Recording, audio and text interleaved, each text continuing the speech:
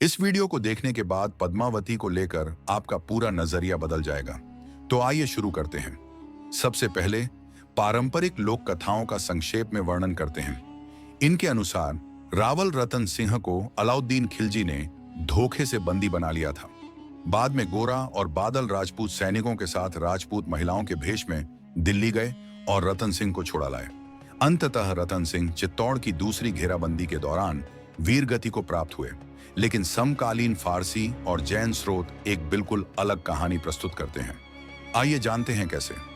दावा: रतन सिंह दूसरी घेराबंदी में खिलजी से लड़ते हुए वीरगति को प्राप्त हुए। उन्हें धोखे से पीछे से तीर मारकर मारा गया।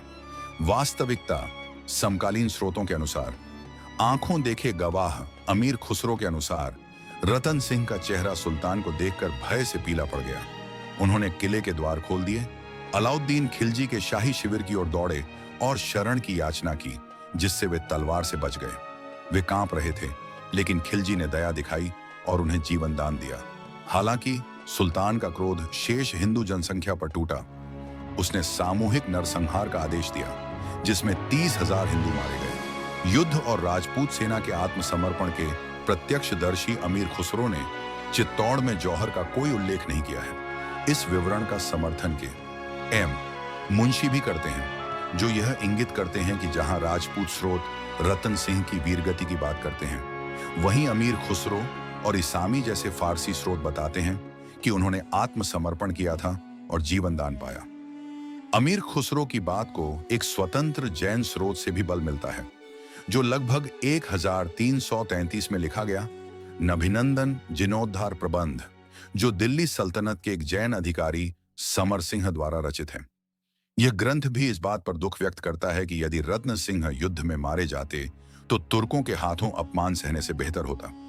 चौथे श्लोक में चित्रकूट का उल्लेख चित्तौड़ के लिए किया गया है और यह वर्णन करता है कि रत्न सिंह को नगर नगर बंदर की तरह घुमाया गया, जो लेखक की उनके आत्मसमर्पण के प्रति निंदा को दर्शाता है। एक अन्य रोचक वर्णन मलिक मोहम्मद जायसी से आता है।